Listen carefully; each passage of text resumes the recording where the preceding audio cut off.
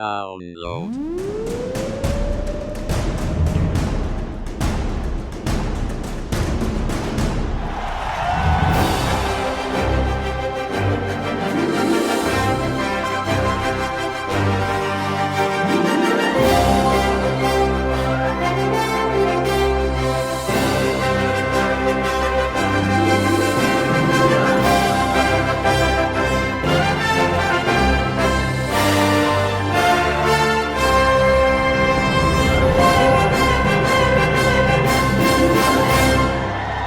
Welcome to Dynamite Download. Welcome, everybody, to episode 16 of Dynamite Download, guys and girls. Thank you so much for joining us.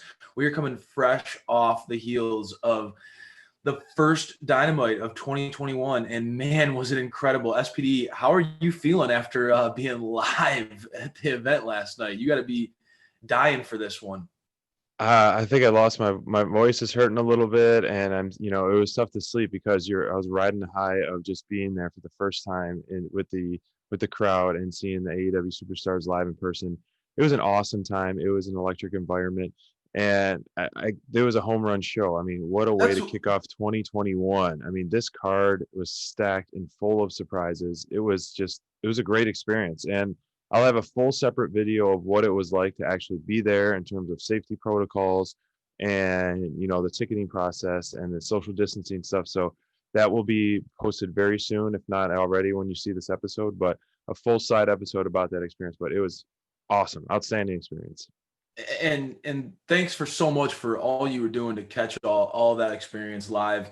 I was at All Out 2019, but what a different world we live in now. So very important that we get a chance to see all the things that AEW is doing to make this show so great. And my goodness, you lucky dog, you were available. You got to go to just an absolutely incredible episode of Dynamite. You had that card up there, SPD. Let's throw up the match results real quick here and go through that with our fans. So as we've talked about here at Dynamite Download, anytime an episode of Dynamite starts off with a Young Bucks match, it's going to be just full energy, full throttle. There's something about the Young Bucks that just gets everybody's attention, and they don't let go. Those guys are so exciting. Pairing them up with SCU to go up against the Acclaimed and TH2, that match was an absolute banger to start the show. High energy, so much going on in that one. Can't wait to talk to you about that one. But then you got to see the Hoss Fest. Oh yeah, it definitely delivered. Wardlow thankfully took down Jake Hager. It was definitely needed for him, his character, and his build. I mean, we've preached it time and time again how he's our breakout star of 21, how impressive he was as soon as he arrived on the scene, and for him to show up the way he did tonight was outstanding, defeating Jake Hager. It was they handled that whole scenario so well, because I mean, we as Inner Circle fans, we were wondering what they were going to do with that. I can't wait to talk to you more about that one. Even Wardlow's pre-match promo, a rare opportunity to hear the big man speak, and he did a great job on that. But when it comes to cornerstones, man, Cody Rhodes, Matt Sydal, that matchup, again, we talk about pacing of matches, man. We talked about the Young Bucks and SCU versus the Acclaimed and TH2, how quickly that pace was. But, man, Cody keeping up with Matt Sydal in that match was unbelievable. I know, SPD, you're a fan of Matt Sydal, and it's because of the energy and the pace that he brings to a match. Mm-hmm. I was blown away with Cody's ability to keep up with the guy. It was a great matchup, but I think a match that so many people were looking forward to had a very different pace and different stakes. We had to see Hikaru Sheeda go up against Avadon. Yeah, that was to watch that live was kind of I'll dive more deep into that later, but it was interesting to watch live. It was kind of hard to follow at times, but it started off with a bang for sure, and out of a huge stacked card, and it was a good match to build up to the most intense match I have probably ever seen live. One of the best matches, which probably could be, we need to be talking about this at the end of the year, that it was probably the match of the year to start off the whole year. Kenny Omega, the champion, defeats Rey Fenix, two of the best in-ring performers of our modern age, and it delivered on every result, man. I mean, those are just the matches, and there's so much more that happened throughout the night. And let's just get right back into it, talking about the opening match with the Young Bucks and SCU defeating the Acclaimed, who are a very hot tag team right now, and TH2, one of your favorite ones right now as well. Yeah. I mean, I gotta say, first and foremost, like I said, the Young Bucks, man, the way when they start off a Dynamite, just their entrance. I know that you being there live, you were blown away. Just their entrance is so on point. But beyond that, SPD, getting into the match itself, I think that these two pairings were actually very interesting. We know that SCU has a lot on the line. Getting paired up with the champions is a nice way to start your streak of if you lose, you're going to break up. Anytime you're paired up with the Young Bucks, you got a good chance of winning. So this was a great way to start that storyline. That said, what were your thoughts on the pairings? Getting into the match itself, I have to say, getting into the match, the Acclaimed, Max Caster cut a promo before this match that, typically we've been very hard on the Acclaimed up to this point on Dynamite Download, just because we haven't been able to connect. Right. Their raps have been a little corny. We haven't necessarily saw the hype around these guys, but this was the first example where I had to step back and say, I'm starting to get it. Max Caster, man, he delivered some lines tonight, and Jericho on commentary was caught off guard left and right with some of those zingers that he had. Did you feel the same way that I did leaving this match, that the Acclaimed really put a step forward and kind of showed what they're capable of this week? I pretty much agree with you. They're growing on me a little bit more. They were much more smooth with their entrance and delivering their lines. It wasn't kind of like those, what is this, push mute type of thing like I've felt, in a few weeks past. But, we didn't get to catch Jericho's commentary. I haven't watched the show back. So, him just alone is pure gold on commentary. So I would love to hear what he had to say throughout the whole show.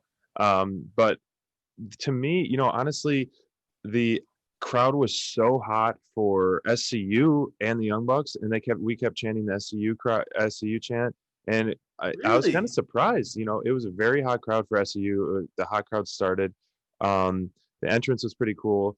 One thing before I really get into the match was I was expecting the whole Dynamite intro with the pyro. It just kind of went straight into it. So I don't know what it was like watching it live, but there wasn't the whole boom, boom, boom, boom, boom pyro to start the show. It went right into the Young Bucks SCU showing up. But the Young Bucks brought plenty of pyro to start the show, though, to be fair, true. Right?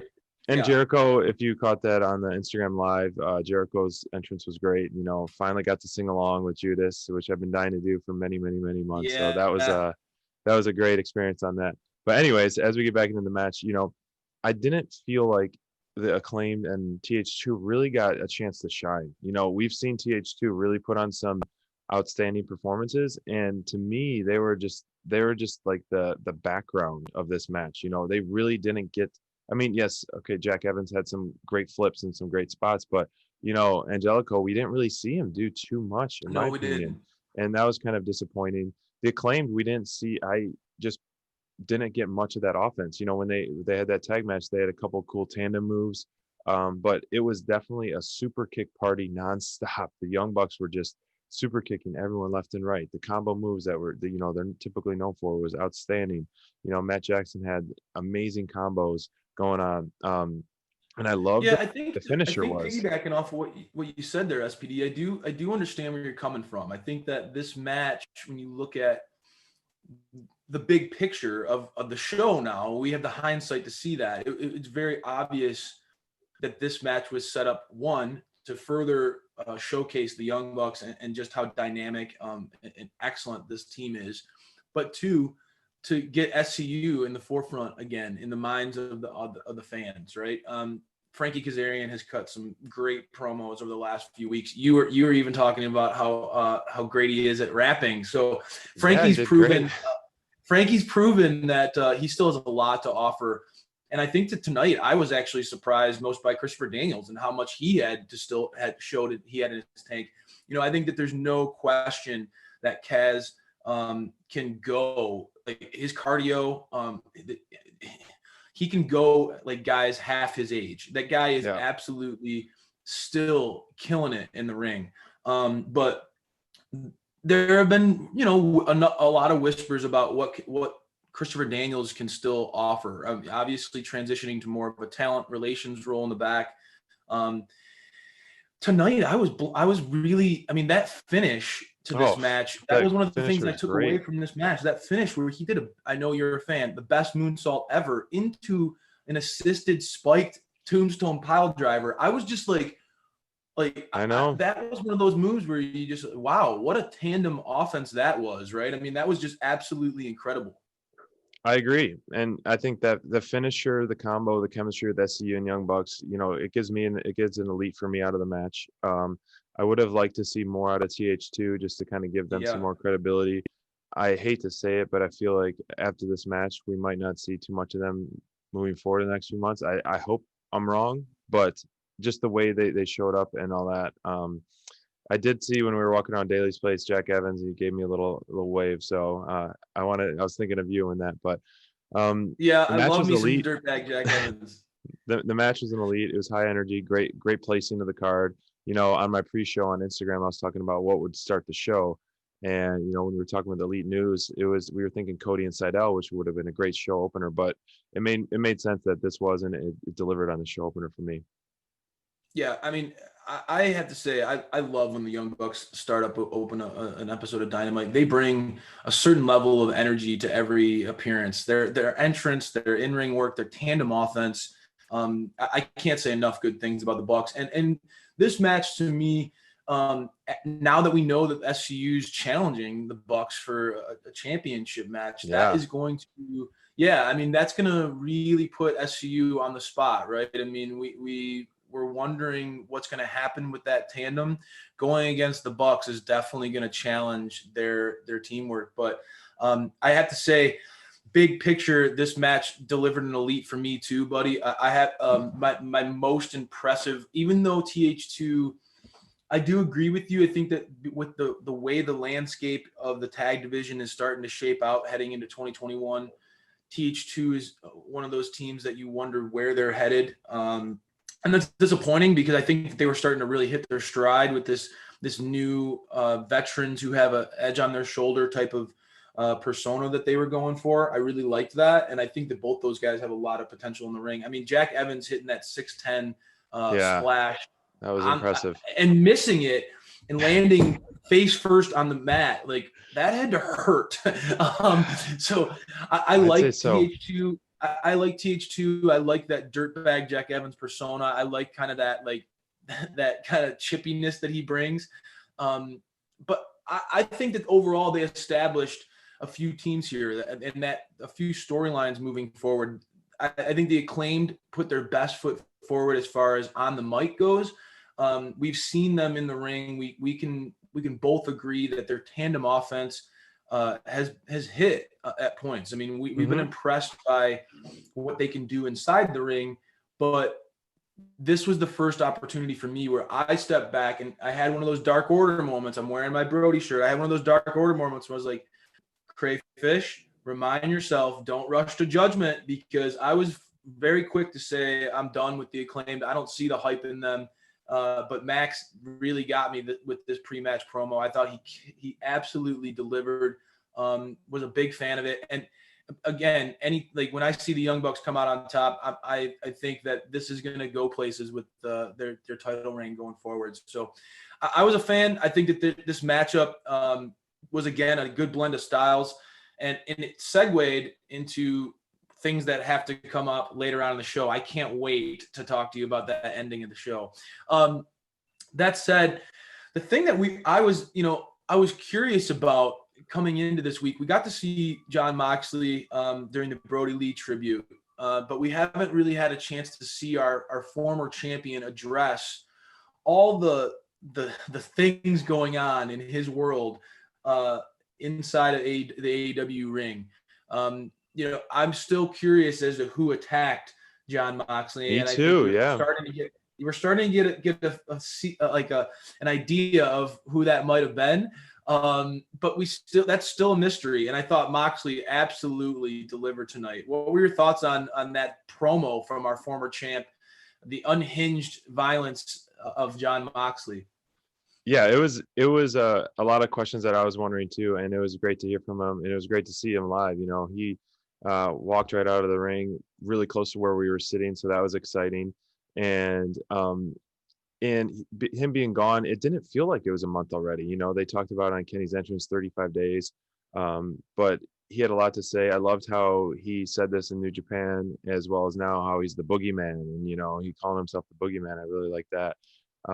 Yep. But it's nice. I don't think he's losing any steam anymore. I mean, him just showing back up, you're already just like rooting for him, and even more, I want him to succeed. You know, when Kenny and him were fighting, I was ready for the turning to the page with Kenny Omega, and I still am, and was gonna wonder where Kenny or Moxley was going with the next feud, and for him to just get thrown back into this, and with the Kenny in the main event, it makes sense, and it's gonna work, and especially what happened at the end of Dynamite. I mean, it was a wow factor, a big surprise, and Mox delivers as always. You know, it's a very heartfelt promo. He's always spitting fire. He's always making you believe him. And it was simple, to the point, and enjoyed it for sure. Yeah, that's the thing with Mox, man. I can't say enough about his promo work. I obviously Moxley has proven time and again throughout his entire body of work, not just in AEW, not just in New Japan, but his entire career. What a tough son of a bitch that guy is. I mean, he has put himself through hell to go for this industry. And I think it's very fitting for a guy who's put himself through hell to cut such a promo about how Kenny Omega is going to look in the eyes of the devil and wish that he never crossed him. Mox is coming for him, man. And that boogeyman vibe that he's putting out there, it really kind of highlights, I think, that Mox is going to be in more of a stalking role. He's going to look for his opportunity to attack, and he's going to continuously be in the back of Kenny Omega's mind. I think I loved what Mox brought tonight. I thought, again, Mox can deliver a promo like few in the business. It was a great reminder of why he was such a great champion over the last year. Always had a way of pulling us into those big match moments. And this feud with Kenny Omega, brother, you can't pit two bigger, like the scrappy baby face now against, to me, when I see Kenny, that guy oozes like just ego and just he's going all in on this bad guy, the cleaner gimmick that he's got going. He's killing it. So I'm a big fan of where we're going with this. When you get a chance to see Moxley and Omega in the ring together, good things are going to happen. So they're definitely planting seeds that rivalry is not over with yet. I wouldn't expect any less out of Mox after how he got screwed out of that title and how all that went down. Right. And I think that now you get to see after the main event tonight, it's going to only amplify the underdog babyface, kind of that me against the world mentality that Mox has carried. And I think that's going to put him in a place that fans are going to just groundswell of support again for Mox all over again. He's been knocked off the top. And I think anytime somebody's on the top of the mountain for too long, fans can sometimes we fell victim of it too, right? We wanted to see him lose to Kingston. We wanted to see him lose to MJF, right? We fall victim to that. When someone's on top, we want to see him go down. I think that having Mox go for the chase is going to be very exciting television. That said, SPD, there was no more excitement for me than the Wardlow and Jake Hager segment. So I'm going to jump right in. We'll talk about the Miro segment really quick here because you can tell my mind is focused on that Hoss battle. Let's talk about what Miro and Chuck Taylor had going on really quick in the backstage. I feel like, I don't know about you, but Miro's debut has been questioned from day one, and slowly but surely they are establishing him as a wrecking ball on Mm-hmm. this roster.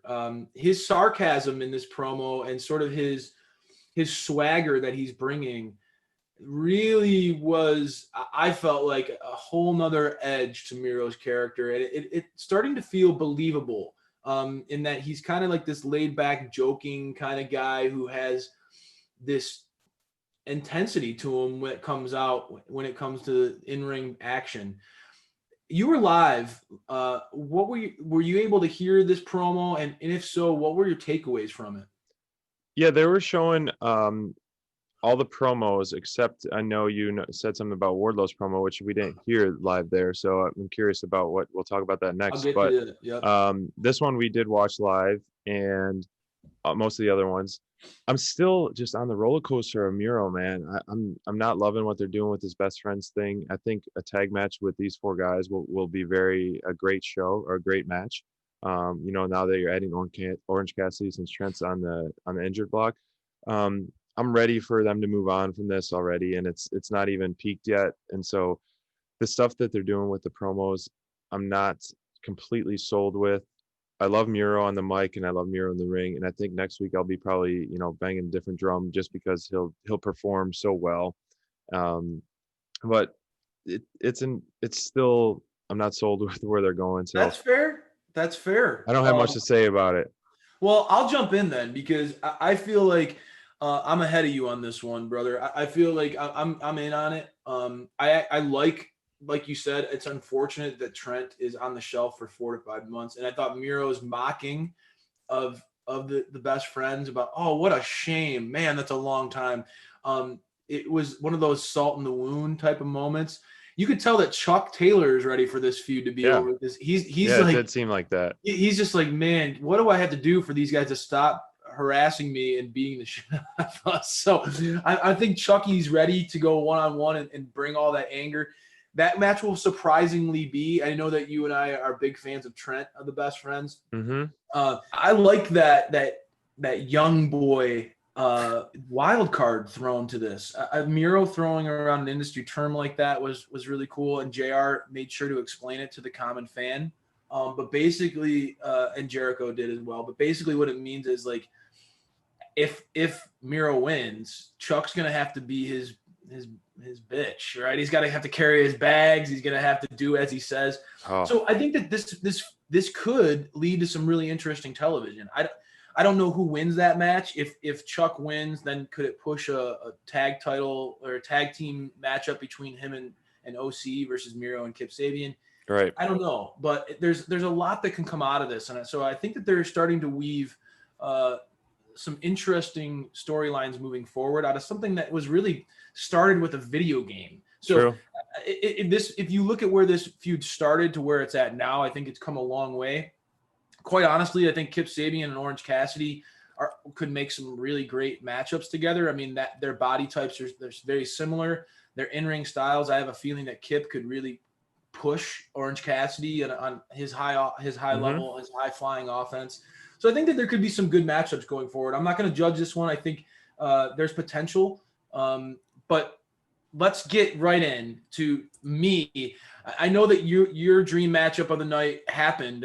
Kenny Omega versus Phoenix. That really is like 2 of your top favorites of all of AEW. But for me, being able to see Wardlow get in the ring with the proven MMA badass that is Jake Hager, I thought this matchup was the one that I was most geeked about going into the week. We haven't seen Wardlow on AEW television for a while, and really that's where this match comes from. Is Jake Hager called out Wardlow for not being around, right? For missing work, missing action.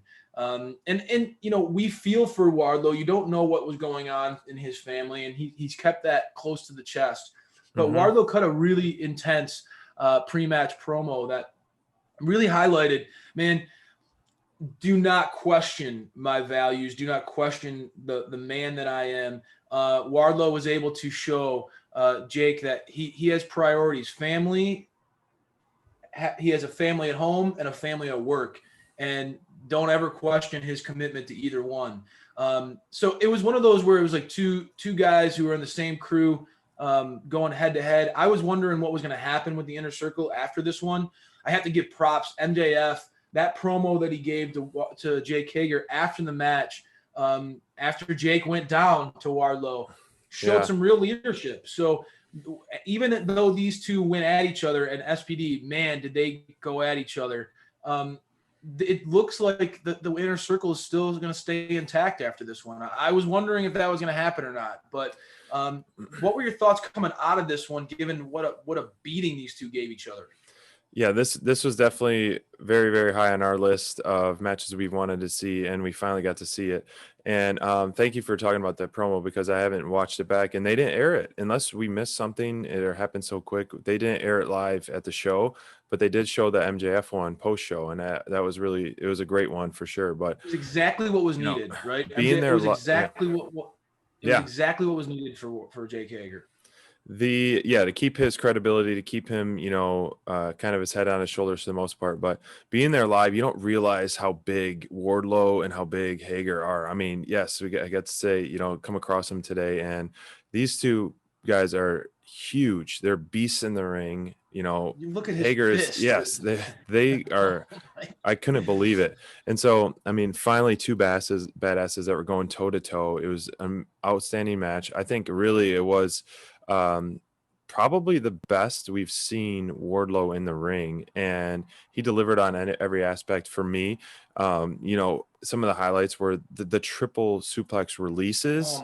Though that was just impressive, just see him just throwing around Hager.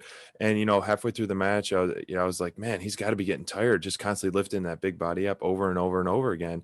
And then when he goes to the top rope and does that the top rope move, I was just like, wow, he just added another whole, I know we've seen it before, but when he did that, it's just adding another, check under his arsenal. Yes, another, yeah. And SPD, it's wild you say, like, you felt like as the match was going on, you were getting more and more like impressed by Wardlow. Yeah. Because, dude, I will say this match, it started off a little slow for me. You could tell that they were feeling each other out. Hager and Wardlow, both are alpha males, right? They're not used to being, neither one of those guys is used to being tossed around, right? So you could tell that there was a little bit of that feeling out process that happened. And after they had that double clothesline spot on the floor on the outside. That was great. After that first commercial break, it felt like as the match went on, they felt more comfortable with each other. They leaned into their offense a little bit more. I felt like, shockingly, even though, like you said, they're both big sons of bitches, right? And you would think that their cardio would get worn out and that the match would suffer as the match went on. It was quite the opposite. I think that the match started off like with that little bit of feeling out process, and as they got more comfortable with each other, that match just went up and up and up and up, and it crescendoed with an F10, which is quickly becoming one of the look at the way Wardlow places poor Jake. That hand that hand is right on the throat of that F10. Yeah. But the F10 is quickly becoming one of the more impressive finishers, just from a visual standpoint, right? Just the way that Wardlow can get a guy like Jake up on his shoulders and literally toss him like a sack of potatoes. It makes it look easy. I came away so impressed with Wardlow's conditioning, the shape he's in, his ability. We've seen him have a match with Cody. We've seen him have a match with Hangman. Really, the traditional powerhouse role where he's meant to kind of intimidate a smaller or the baby face opponent, play into the heel aspect of his persona. But tonight we got to see a little bit more of that face opportunity for Wardlow. I know you and I both agree that it's only a matter of time before the fans get fully behind this big man. He's very easy to root for. And it was a very different style for him, right? He was forced to fight a guy who was just as big as he is. And I think that it showed a different level of skill set for him. Yeah. It's funny you say about the fans, because while we were watching it live, we kept getting, or the chants were going back and forth. I was getting the Wardlow chant, but there was some Hager chants too, so which was kind of surprising. But yeah, I love the fact that they made each other both look still very, very strong. You know, they kept colliding shoulders. No one was giving an inch. You know, everyone was they're going toe to toe, toe to toe, and everyone just standing tall to each other. It was everything you want in a match that delivered in that aspect. Real quick, did they go to a commercial during this match at all? They did. So, Okay. like I mentioned, the beginning of the match when they did that double clothesline spot on the floor, Okay.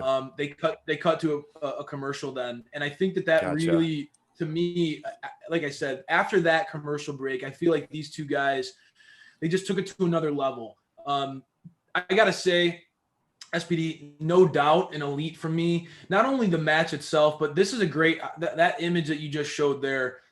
As a fan of the Inner Circle, I was concerned about, why are these two fighting, and how's the rest of the Inner Circle going to feel about this? What's going to happen? They just went through that Inner Circle ultimatum not long ago. There were some things from me from a storyline perspective where I was wondering, why is this happening? Mm-hmm. But then again, I look back on it, Jake and Wardlow have had the staring contest from day one, right? Yeah. Catch them in the background looking at each other. Exactly. Even during the ultimatum, they both kind of cut promos on each other about how they just don't understand, why are you staring at me, and what's your problem? So I thought that they did a nice job with that. I really liked having the Inner Circle on the ramp watching. Yeah, that was a great touch. Later on in the match, there were times in which you could tell, especially with MJF and like how. And Sammy, I got to say, Sammy's facial expressions on the ramp at times, I was really impressed. But you could just tell they were all those guys were like, I'm really happy that I'm not in the ring right now with either one of these guys. They showed, what I liked about this was they showcased both guys as equals in some ways. I don't think that Hager came off looking worse for the wear. I agree. I had to say, I got to give props to Hager for, given his MMA career and all that's on the line, he has that persona around him that he's undefeated in MMA and losing in a match in professional wrestling. Some guys would scoff at that. Some guys would have the ego that they wouldn't allow themselves to do that. They would want to stay protected. I got to give props to Big Jake. He's obviously a team player. He's obviously all in with the Inner Circle. I really was impressed by the show of respect at the end of that match. And the post-match promo, the frustration that he showed in the locker room, it brought that level of like, this is real. I know that like it had the stakes meant something to the competitors, and that goes a long way. So to me, MJF addressing that and making sure that we didn't go into next week wondering what was going to happen, that went a long way too. I really loved what MJF said, and he said everything he said was true, right? No one is going to judge Jake Hager any less for losing to the Ward Dog. Again, Wardlow is a pick for us as a top performer, a breakout performer of 2021. We see so much potential in this dude. He's got the look. He's got the fan base. The girls love him. Us guys love him because of what he can do in the ring, his intensity. The guy is just, to me, he's the first person who genuinely reminds me of a young Brock Lesnar. And I don't say that lightly as a fan. Yeah, that's a huge compliment.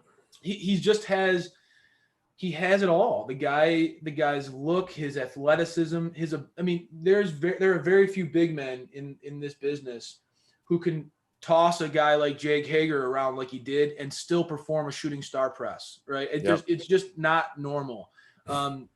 So I'm a big fan. That one got an elite out of me. It delivered. Definitely elite for me.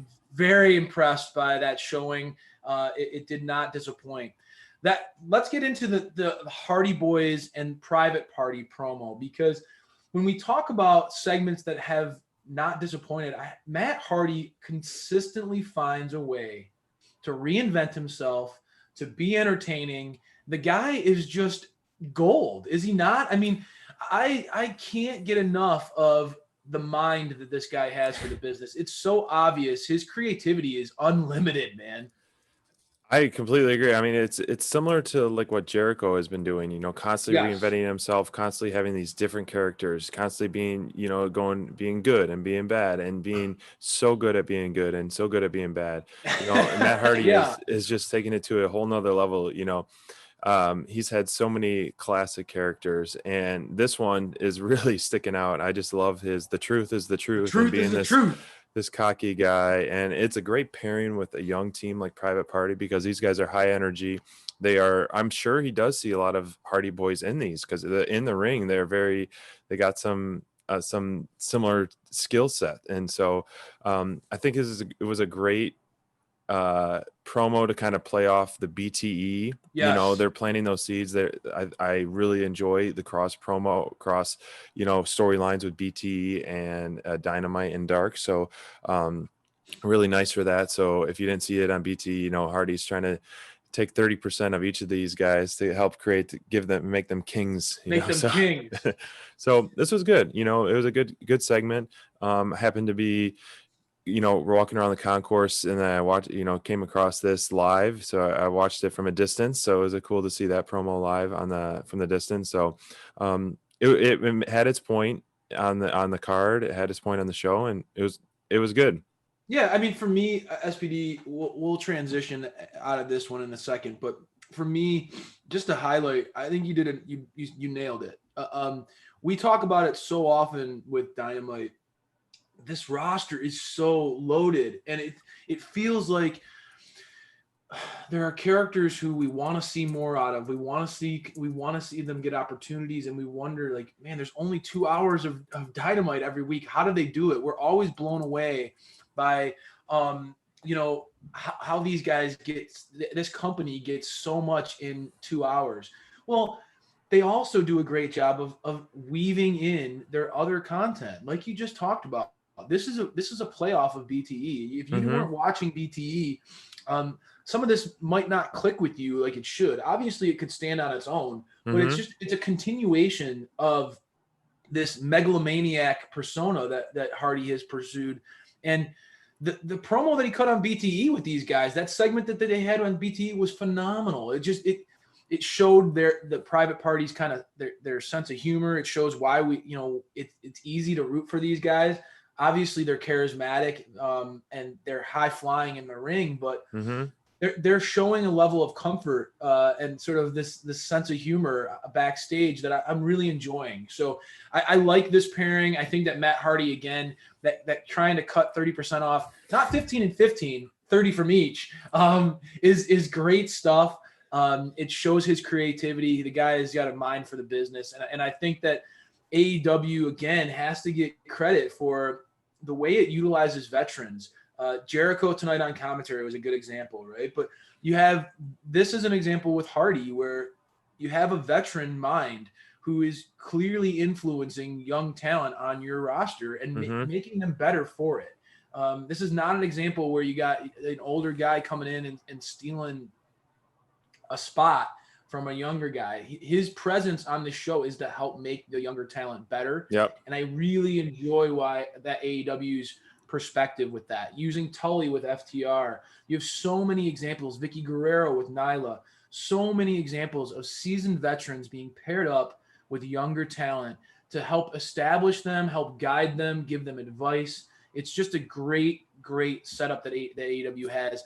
And that AEW is so different when it comes to values with these performers, like the little jab that Matt Hardy and the Private Party made about the cameo, right? Good point. Yeah. They do little things. AEW is doing so many little things to differentiate themselves from other products that we've seen. And I know everybody is getting involved in the back and forth between WWE, NXT, and Dynamite.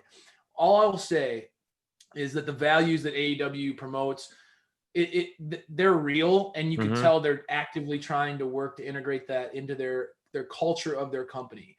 They're big on trying to cultivate new talent, and I think this was a great example of that. I can't wait to see what happens with this going forward. And it wasn't even a match; it was just a simple little segment. And I want to see where's Private Party going from here. And I think that's exactly what they needed to establish. That said, one of the we were talking about comedy with Private Party and how funny that segment was. To me, going into this week, I thought one of the no doubt funnier moments that this show was going to showcase was the weigh-in of Brian Cage versus Darby Allin. What an awesome way to promote this fight. What a creative and funny and just brilliant way to get the fans into this match. They could have had another promo battle, just another segment. They could have had another beatdown. But having the weigh-in was such a brilliant way to showcase the differences between these two competitors. Literally 100-pound difference. Well, how did this show when it's live, SPD? I know that you were very much impressed by Team Taz's entrance and their persona and their like kind of their swagger when they came in. What was your overall take on this segment, bud? I mean, seeing Cage live in person, even from a distance, my gosh, that guy is just a behemoth. And I would not want to be in Darby's shoes. I mean, he said it great. 275 pure muscle, as Taz said. He is solid, and I agree with Taz. I think Darby's weight was a little bit inflated with all the things he had on, so that's a generous 170 for Darby. But what Darby, just coming through the tunnel and just standing up, he's just like, let's just get it over with. I've been dealing with people like you my whole life, just bullies and things like that. And I thought that was a powerful line that he had for sure. But before we get into more of that, I mean, I didn't catch it being there live, but the new TNT title, they didn't really showcase that. They didn't really show us on the screen. And so I had to go back and find photo of that. But you got a picture of it? Yeah, I got a picture of it. And it looks great. I think it looks great. And what they decided to do with retiring the old one and having a new one was an outstanding class act move to do. This match or this belt looks beautiful. And I mean, that is a very polished design, right? I mean, we talk about the old belt and it was beautiful in its own ways, but man, this is a real like step in the right direction for this title. I love the color scheme. It just pops, man. That is a beautiful belt. For sure. And the segment was predictable, as we've seen week in and week out, Sting coming out. But finally we'll see these two go to toe to toe, and where they go with it, I don't know. I'm still going back and forth. I can't imagine Darby losing the title so soon. But also, Team Taz needs some momentum, some in-ring momentum, some wins under their belt to really push them.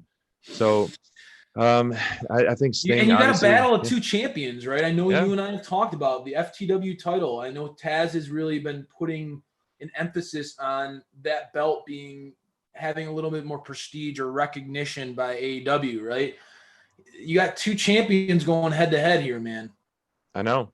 It was a fun segment. It was cool to watch live. It was amazing to see the Snow and Sting come out live, when the lights go out and then his music hits. So that whole experience is definitely something everyone should experience live. I really enjoyed that.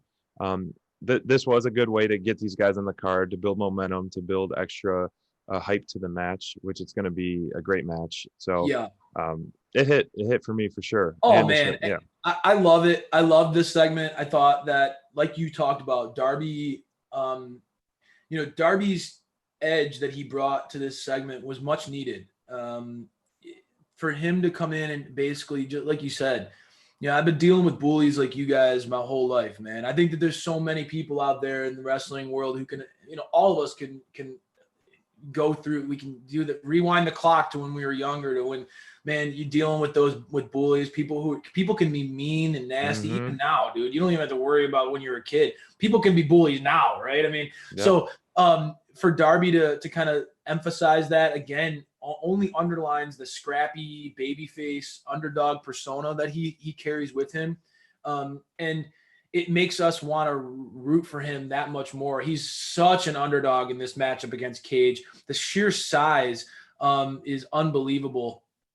So I was a big fan of this, and Taz being on the mic, obviously that guy is incredible. I thought that the constant jabs that he made, the way he hyped up Cage, all around the board. This is a match I can't wait to see. I think that it could go either way, but I think that this is not going to end after this matchup. I think the feud between Team Taz and Darby and Sting is only just begun.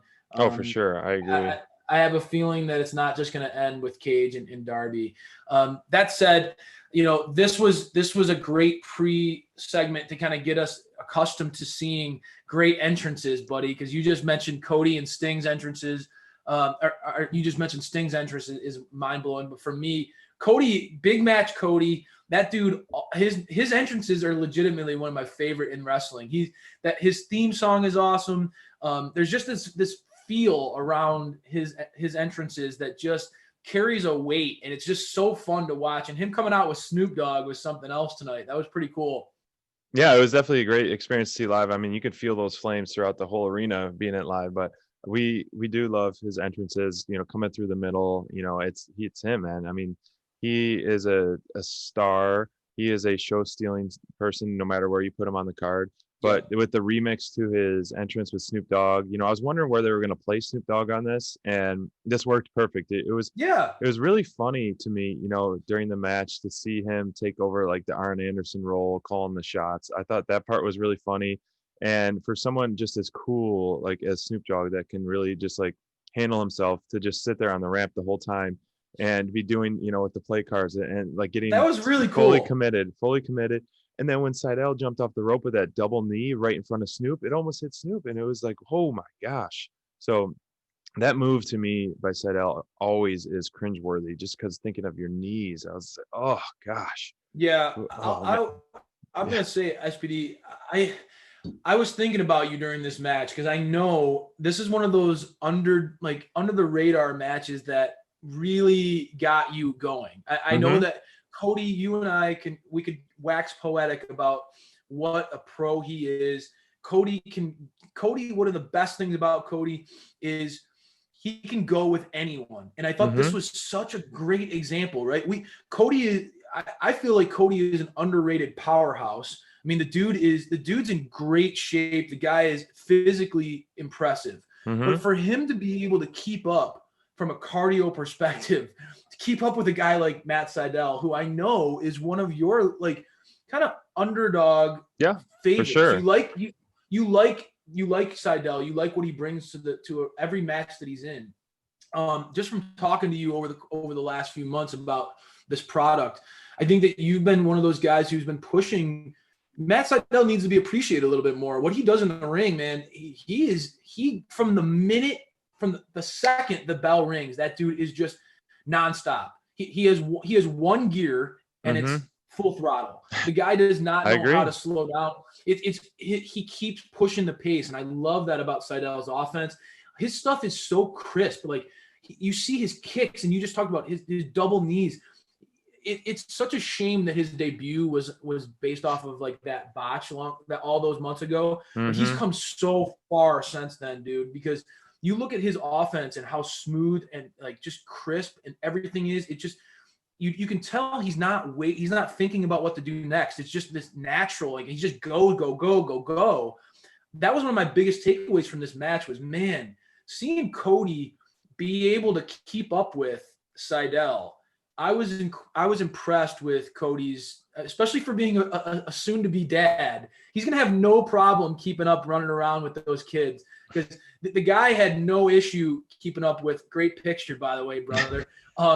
He had no issue keeping up with Seidel in this one. I thought that the energy in this match was nonstop. If you're a fan of professional wrestling, you need to go back and watch this match in the sense that this is a great example of all-out, balls to the wall, high energy, fast-paced offense, where both these guys were just clicking from the moment this match started.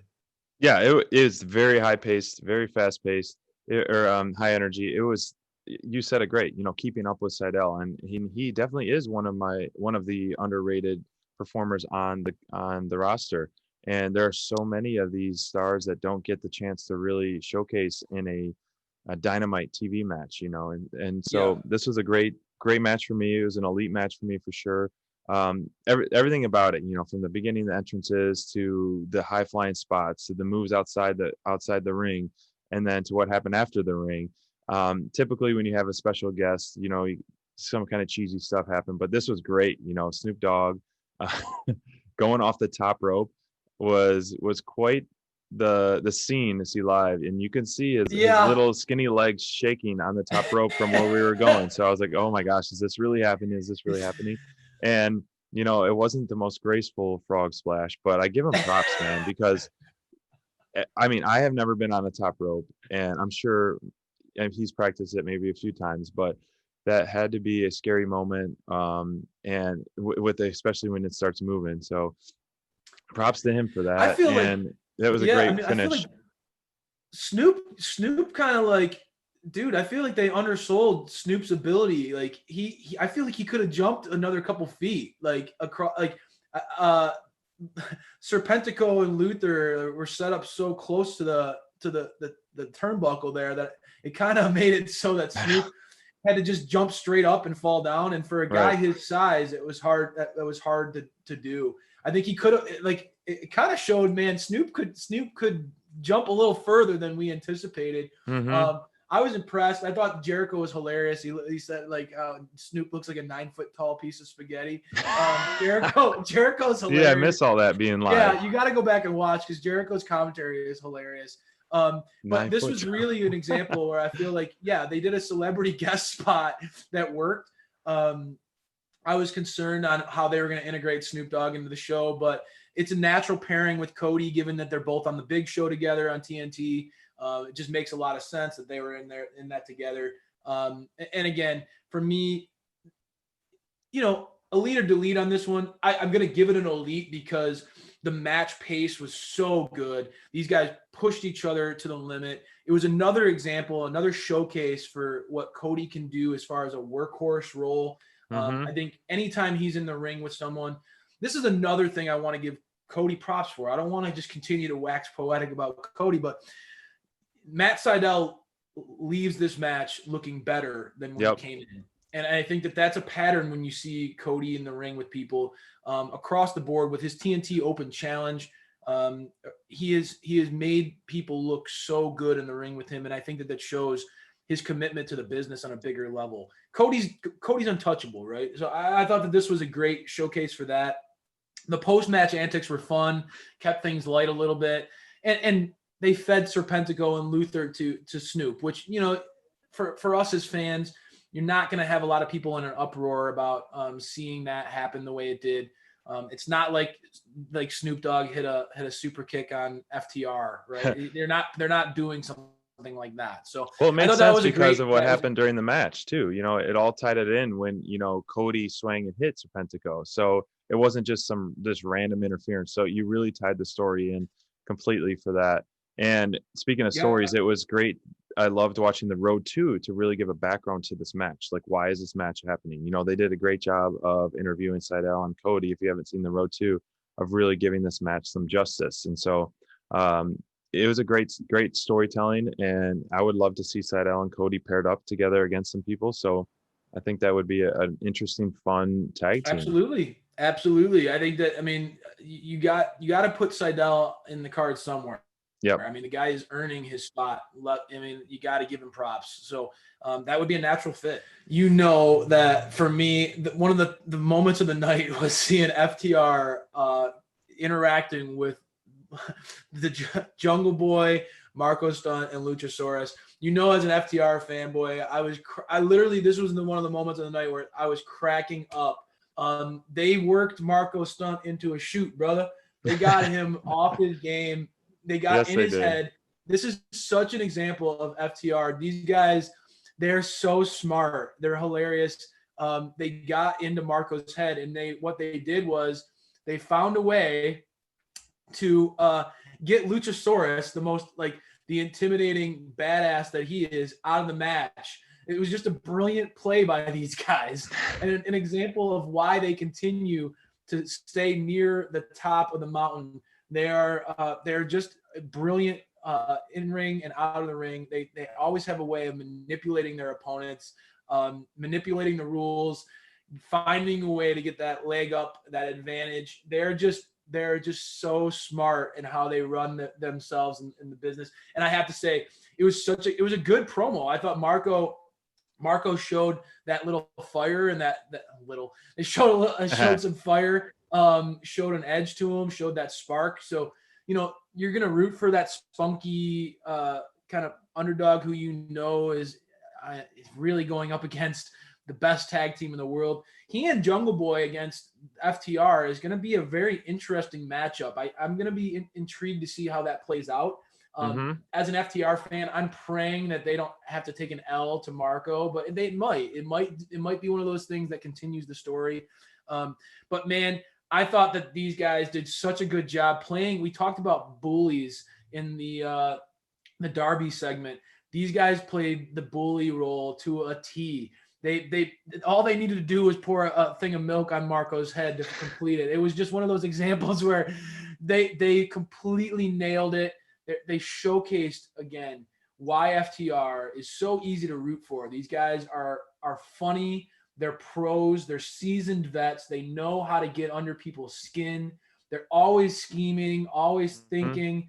They're just a very smart tag team. And that is something that they carry with them into the ring, SPD. I love their in-ring style. They're always finding ways, like you've talked about in the past. You hate them for it, but they find ways to sneak behind the ref's back, to do little things here and there that to stretch the rules to play in their favor. And this is another great example. They're going to go from having to fight Jungle Boy and Luchasaurus to fighting Jungle Boy and Marco Stunt. It's going to be a big difference for them. I hope that FTR doesn't take them lightly, but that's going to be a fun matchup for us to watch next week. I can't wait. Absolutely. But a match that so many people could not wait for. They were chomping at the bit to see Avadon versus Sheeda. This was from the moment that kendo stick shot from Sheeda, you knew these two girls were going to bring the thunder at each other, man. That match started off, and it had my eyes bulging out of my head. That kendo stick shot that was one of those where I was like, oh wow, jumping off the couch. What a impactful shot. That had to resonate around the arena, huh? That echoed so bad. Oh my gosh. And I know Avadon has taken one to the head like that before, but that was just hearing that and seeing that live. It was just a direct hit to the top of her head. It was insane. I like the pace of how it started off, like the attack before the bell. I mean, Avadon is just so creepy. I mean, we know time and time again, she's just such a bizarre, creepy person, but the way that the match started, the tone right away. Yeah, it set the tone right away. Right? But unfortunately for me, after that, it was a very slow match to watch live. It was a slow, methodical, creepy match to watch live. There was a lot of out of the ring stuff, and it was kind of hard to follow. And then when they went under the ring, so it was just interesting to watch live. I thought, Avadon was kind of did pretty well in the ring. This is probably the best we've seen her in the ring, but it was just, to me, live, it just, like, I can't emphasize how slow it was, and then all of a sudden, Sheeda gets some great high points, the suplex off the top rope, and she starts looking strong. But then, to keep the flow of the match, it's an abrupt ending. I was just like, okay, they're going back and forth a little bit, and then boom, all of a sudden, yes, Avadon's down, but then boom, there's the finisher. And so I didn't think there was there should have been, for being a championship match in such a big build, there should have been a lot more false finishes. There should have been a lot more, for Sheeda, thinking that she's going to lose the belt more. To me, I didn't really gain that. Especially given that I think that this was the first time, we talked about it before, right? This was the first time in which Sheeda has really been put in a position where I feel like she was rattled, right? I mean, It was obvious that Avadon was in her head. Who could blame Sheeda for being thrown off her game after what Avadon's done? I mean, obviously Avadon is incredibly creepy. And the bite that happened, this is the second time she's gone after her neck. So, it would be understandable for Sheeda to maybe get thrown off a little bit and to play into, like you just talked about, give more false finishes, make it seem like she's she's allow her to be that underdog a little bit more, because we haven't really seen Sheeda in that underdog role. I mean, she's really been presented as an equal in almost all of her matches. And really, Right. even going against Nyla Rose, it was never presented as a way in which she was like afraid or intimidated. And I thought this was an opportunity where they missed it a little bit. Avadon's draw is her mystique, her eeriness, her creepiness, however you want to describe it. It's her persona. And so if you don't highlight and emphasize how that has gotten into her competitor's head, it loses some of, wow, that's an awesome picture. It loses some of its impact, because at the end of the day, then it just strips it down to a regular match. So I felt like they missed the mark a little on that. Yeah. I will say that picture you just brought up, really great job by the AEW team for showcasing that's creepy, man. bite marks. Yeah, the bite marks. And again, this could have been very hokey and corny. I thought they did a nice job. Again, pulling her under the ring, having it happen out of sight, where you don't have to worry about if it's going to go off well or not. It played out well. It didn't really necessarily play into the outcome of the match, though. I was expecting there to be more of a challenge for Sheeda, overcoming this beast of Avadon. That's exactly what I wanted more out of. Yeah, more of the storytelling out of this. There's been a long build for this. And unfortunately, this is my only delete of the night, just because of the lack of storytelling, the lack of edge of the seat excitement. Maybe it was portrayed a little bit different on TV, but live it was just very slow paced, which is fine to me. But as long as you're telling the stories, and I'm sorry, but it didn't deliver the way we expected it to deliver, because there was so much more potential for this feud, so much more potential for both stars to make each other look strong and uplift each other. I don't think they really maximized their opportunity with this match. You got me thinking a lot here, man. I mean, I feel like it's hard, because this match happens right after Cody and Matt Sydal. The pacing of that match was intentionally quick, rapid, high energy, and it fit more into those character styles. So the pacing of the match is not necessarily my problem with this one. I understand they're going to be a little bit more, especially with a character like Avadon.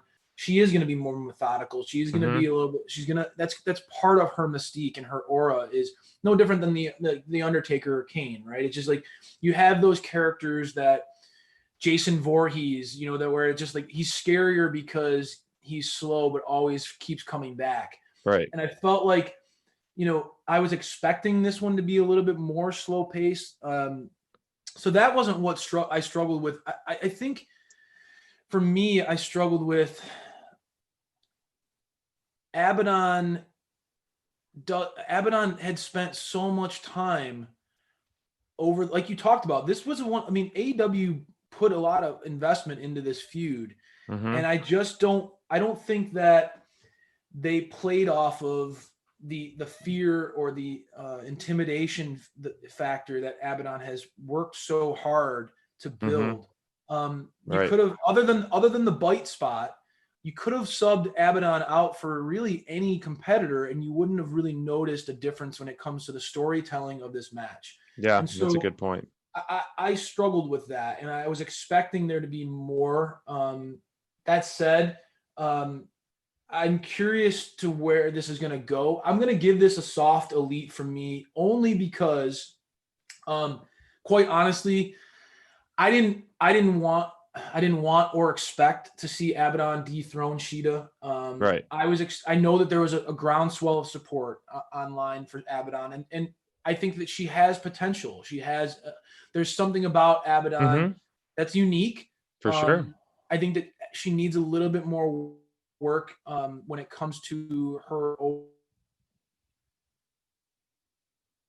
Yeah. But I think that she could definitely, like you talked about, SPD. If she's going to do a slower paced match, if that's going to be part of her persona, she needs to integrate more impactful offense in her repertoire.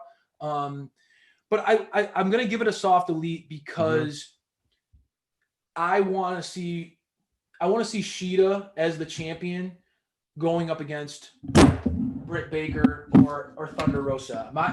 For me, you and I have talked about the feud, the women's feud of the year. Oh yeah, for sure. It's going to be Britt Baker and Thunder Rosa, and that's a feud that has us excited and ready to go. So Thunder or Britt Baker challenging Sheeda is where I want to see this go, and I wouldn't want either one of them to win the championship off of anybody but Sheeda. Sheeda's been such a fighting champion. She's established herself in a way that I have so much respect for what she's done in the ring, and I think that Sheeda serves as a better platform, and we talk about this a lot, right? The Young Bucks are such a great platform for other performers in tag wrestling. Cody has done that with his run. I think that Sheeda serves such a great platform for other performers with her offense and her striking ability. I think it's going to be a natural move into the right direction going forward. So I would like to see Avadon involved in another feud down the road and utilizing her character abilities, but I'll give it a soft elite. I will tell you, I cannot give a more emphatic elite for any match than what we just saw, Kenny Omega versus Rey Fenix. We talk about it, SPD. This was a showcase of what I was expecting, high flying, high impact offense. You and I both agree Rey Fenix is one of the, if not the best luchador in all of the world right now. Guy is on his game. I was expecting this match, no doubt, to push Kenny's cardio, to push the pace. I expected so many great chain moves, and with these two in the ring, I felt like their chemistry, they've worked together plenty of times before. I felt like their chemistry was going to be off the charts, but I was so blown away by how violent and physical and impactful this match was. These guys were laying into each other, brother. I was blown away. And I know for you, this had to be such a geek out match throughout this, because seeing it live, you've been a Death Triangle / Lucha Brothers fan from day one. You've been pushing for the Lucha Brothers to get more TV time. Yep. And then I know you're all in on the Cleaners Championship reign. You have our mark for Kenny the Cleaner. So seeing Phoenix versus Kenny tonight had to just be an incredible experience for you. Oh, as soon as this match got confirmed for the date, it was a no-brainer that I had to, make the trip down here to Jacksonville to see this live, because I've talked about last week that this could be the match of the year, and I mean, it delivered. It is going to be a tough match to top for 2021 with a outstanding roster. But I literally was jumping out of my seat nonstop throughout this match, and I couldn't stop saying, wow. I couldn't stop cringing with all the chops. The chop battle throughout this was out of this world. The sound you could hear live was just unbelievable wincing in pain, because we've chopped each other a few times, and just the amount of physical clean chops, it was painful. And Rey Fenix is just so amazing, man. On the ring, he looked incredibly strong. I can't wait for him to be a champ one day.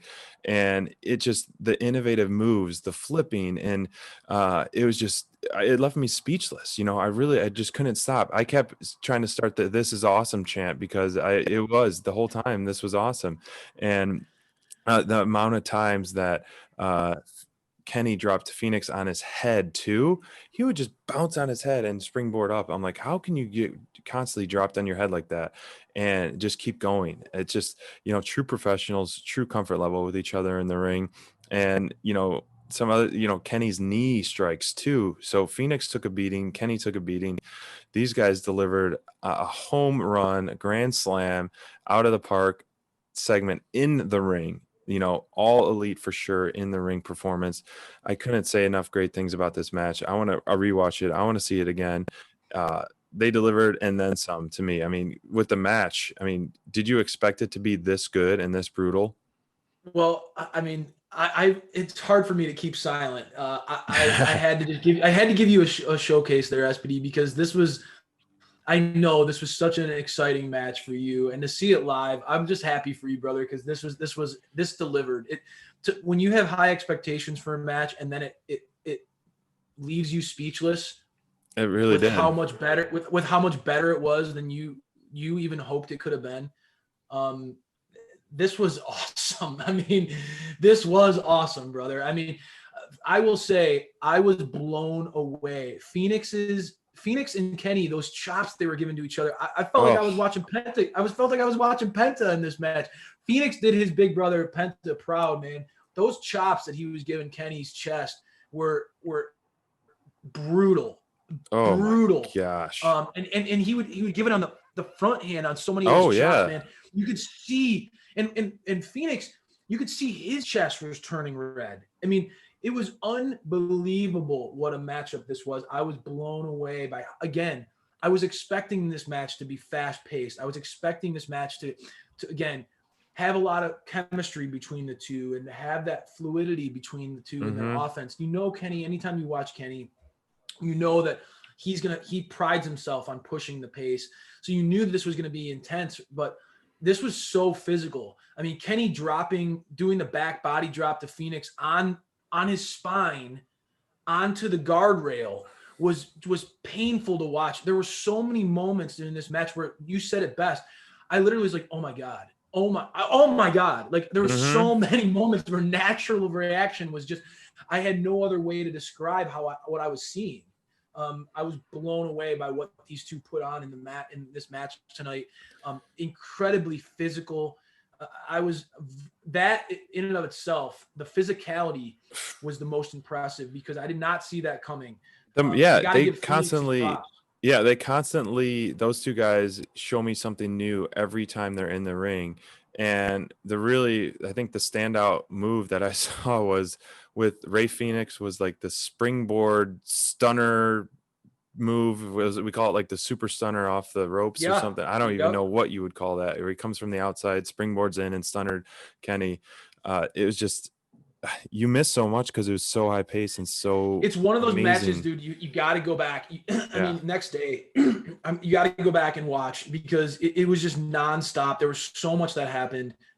Dude, I want to say, I know Kenny gets a lot of slack sometimes from critics for his showmanship, but he's so good at what he does that he not only can he be phenomenal in the ring, but he knows how to carry himself that makes him feel like a star, dude. Like I don't know where a weakness in this dude's game right now.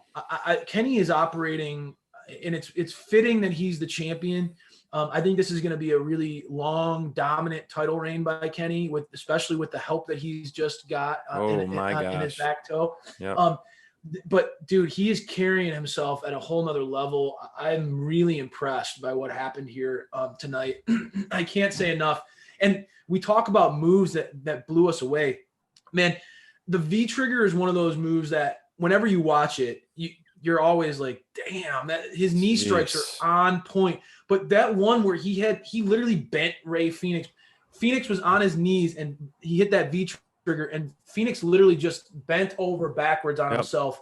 It was a moment where you're just like, holy smokes, man. Are these guys gonna when are these guys gonna stop? I mean, there were so many near falls. The Tiger Driver from Omega, which for as fans, the double underhook tombstone pile driver. So double underhook tombstone pile driver to Phoenix. I've never seen, I mean, you don't see moves like that often in North America professional wrestling because they are so dangerous, so hard hitting. But both of these guys had moves where I was just like, I could not believe what we were watching. I'm so grateful that this match happened the way it did. Cannot say enough. I mean, again, to start off 2021, you're right. They set the bar very high for match of the year. I have a feeling a lot of people will be talking about this one for a long, long time. Yeah. The amount of times Ray got dropped on his head was unbelievable. And I was checking, I didn't want to look at the time, and I was like, okay, the match is over. And they're like, we got a lot more time on the card here. And then sure enough, Moxley reappears, rightfully so, for his revenge finally. But it was short-lived. Was it ever? Yeah. Oh man, that was and like we talked about, people are going to be talking about this one for a long time, and it's not just because of the match itself. It's about what happened after the match. Wow, Moxley coming out trying to get his revenge on Omega. And again, Kenny was bleeding from the arm from that barbed wire after the match because of that barbed wire shot. But what a visual there. The Bullet Club reunion. We got to see, the promo that they cut with Phoenix, the Death Triangle being beat up and taunted backstage by Kingston's family.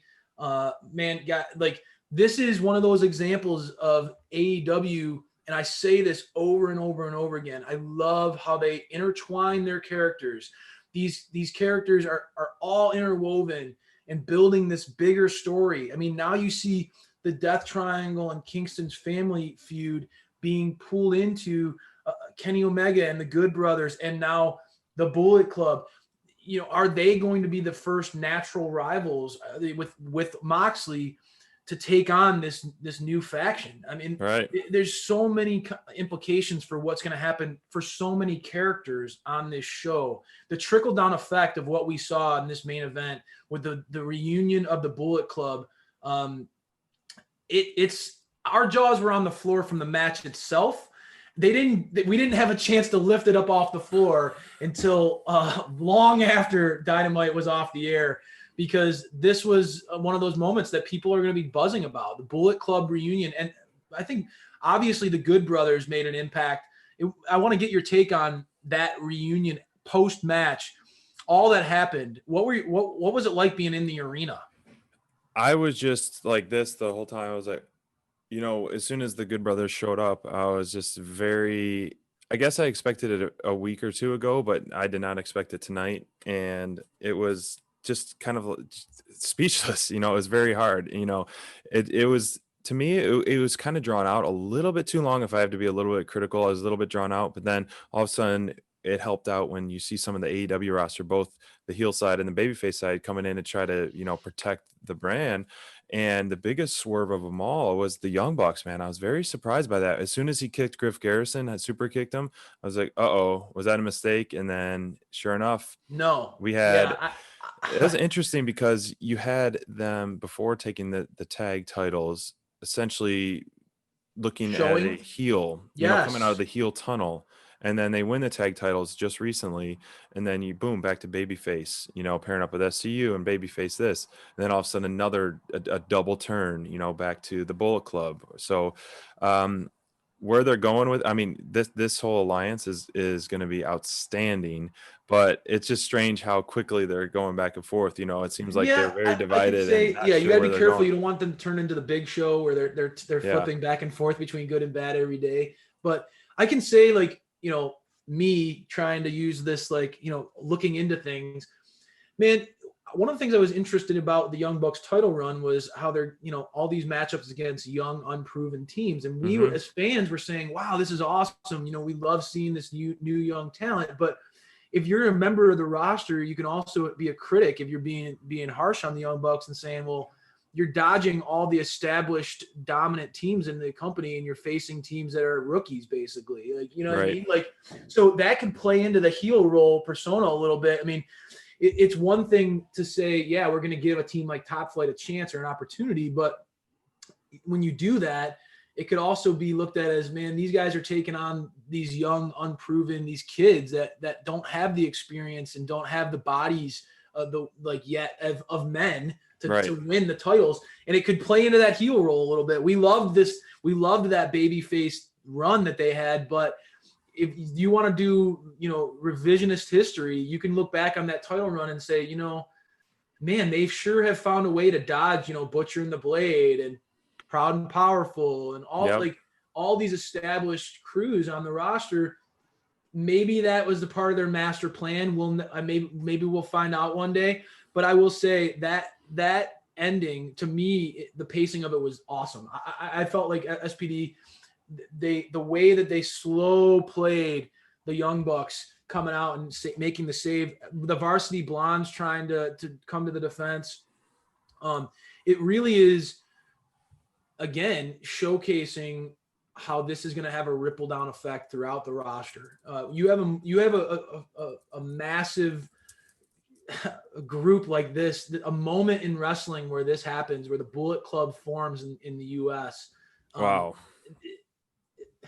This is going to have like we've talked about with Kenny Omega, how he's focused in on his title reign being one where it's not just about AEW, it's about the wrestling world. You Right. know, he has his eyes set on bigger and bigger things. He wants to his brand to reach all over the globe. This is an example where this feud, I really feel like, is going to have a ripple effect across the world. People are going to be buzzing about the Bullet Club. There's a following for this group. Like I said, this is what I'm going to be greeting all my friends with going forward. Just easy to buy into this group, and it'll certainly be interesting to see how intertwined the Good Brothers are on AEW television going forward. I mean, are they going to be regulars? This is something that I'm eager to see more of. They have me as a fan chomping at the bit to ask for, right? I mean, they have us hooked. So cannot say enough about this week's show. The way this show ended, that match was match of the year quality. There's so many questions still left out there. What is Jon Moxley going to do as a repercussions? Trying to get his revenge. And then, I mean, there's this so Bullet much Club segment was just speechless, and it was Bonds' biggest moment too of the night, you know, when he was watching the show. So we'll hear from Bonds real quick, and then we'll start closing out the show. Hey everybody, Bonds here with my biggest moment of the week, and if you watch Dynamite, it's clear what the biggest moment of the week was. Bullet Club is in AEW now, and the landscape of this company has changed forever.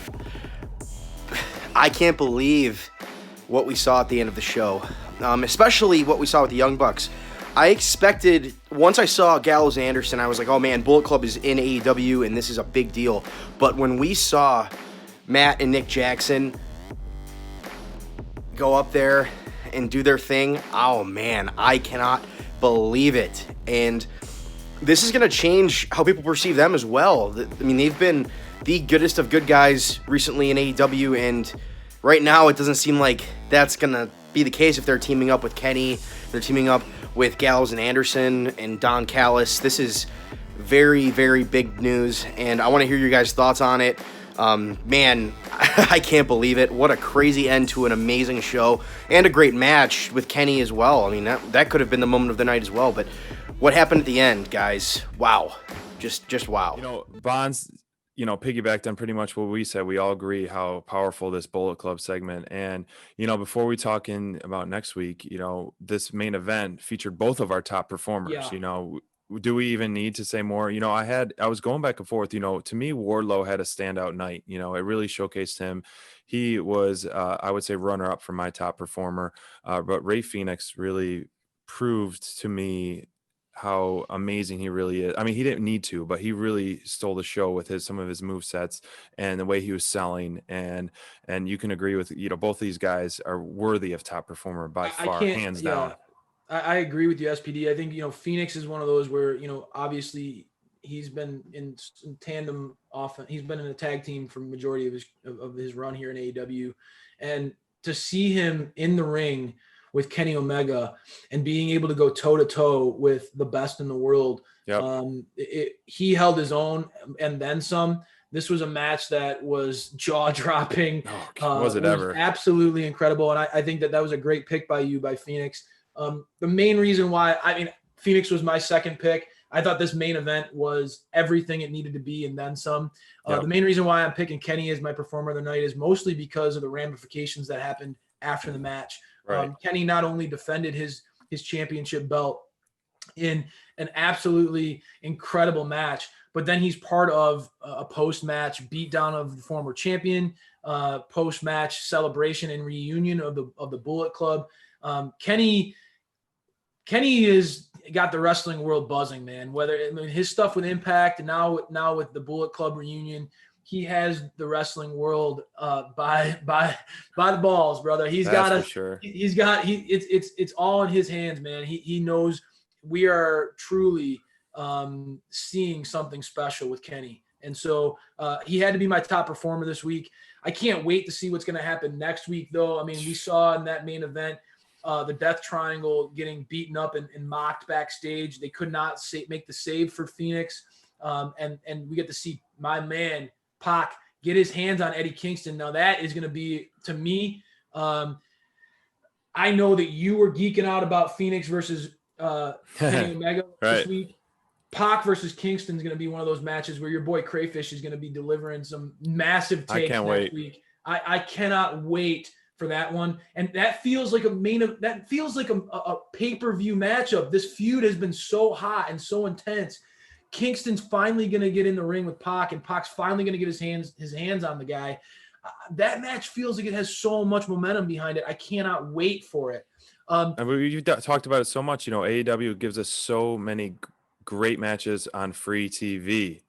This is not just a fluff show. Every week is not a fluff show. I mean, look at this card. Week in and week out, we're getting pay-per-view quality matches from top to bottom. I mean, next week we saw Miro and Chuck Taylor are going to go head to head. So, that could be an interesting twist and interesting storytelling. Yeah. And then another surprise match that was announced.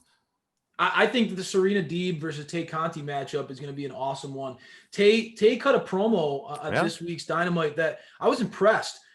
She kind of, all she needed to do was remind the world of what she's capable of. Yeah, she's a pretty face, but this girl is a badass when it comes to her jiu-jitsu and her abilities in the ring. Tay Conti versus Serena Deeb has one of those abilities. Next week, guys, I have a feeling that the women's division, that segment, is going to get an elite out of Crayfish and SPD because we're fans of Serena Deeb. She's such a polished pro. She can go with anybody. She really is kind of like a Cody Rhodes for the women's division. Just one of those people that you can throw in the ring with anybody, is great base for other people. I have a feeling that Tay Conti, especially now that she's supported by the Dark Order, I loved that pairing. I love, obviously, her and Tay J, and her and Anna Jay are close friends. I really like her addition. I was a big fan of where that's going. I think that we're going to see that group supporting Tay in a big matchup for her. Really the biggest match we've seen in her career in AEW. That said, first title match. We got another group in action. The Elite, they kind of slipped that in, the Elite in action, if there is still an Elite after last night. So I'm curious of who that entitles. I mean, are we talking Young Bucks here or what? So they quickly announced the Elite in action, and I didn't put it on here, but the Inner Circle is going to talk about their New Year's resolutions. So we'll definitely hear from the Inner Circle next week as well. Anytime we get a chance to hear from the Inner Circle, I'm happy. I think that those guys need to be on Dynamite every week in some capacity, whether it's commentary, whatever. There's so many talented people on that group that for sure. There's no reason they shouldn't be on the show. But Darby Allin versus Brian Cage is going to be one of those matchups. We've seen Brian really make his career in AEW off of tossing Darby Allin around, ragdolling him. We know that Team Taz has run their mouth quite a bit, and Darby has been really the focal point of their attention. It came to a head this week, and I think that Team Taz is really going to be pushing to see Brian Cage try to take that TNT championship off of Darby Allin. Talk about a matchup of styles. Cannot wait to see those two go in the ring together. I think we're going to see a different side of Darby Allin. He's going to be pushed to a whole nother level, getting in the ring with the Machine. That guy is something else. So that's going to be a big one. Oh, yeah. And then another tag match we talked about earlier is your favorite tag team, FTR versus Jurassic Express. Luchasaurus and Jungle Boy. When those two are together, I really love enjoying them, but we're going to see a different side of Jurassic Express. And so they can always put on a good match to me. It is another stacked card. I mean, we say it over time and time again. This AEW puts on a great show. Being there live was such a great experience. If anyone's ever interested in going there, do not hesitate. Always felt safe. Everyone was helpful, from the ushers to the ticket people. Everyone was class act and very helpful and safe. And so check our YouTube channel. I'll be posting a video about the whole process of all that, and make sure to follow us on all our social channels and support us. We love hearing from you. We got our Twitter there, AEW Dynamite DL. Lots of great interactions going, and our Instagram, Dynamite Download. And very soon, if you're watching this today, the day after Dynamite, our article of the week by Bonds will be posted on our website, AEW Dynamite Download. Thank you guys for tuning in. It's SPD. We got Crayfish, and we will see you next week. and talk to you all week on social. Thanks for tuning in. Too sweet.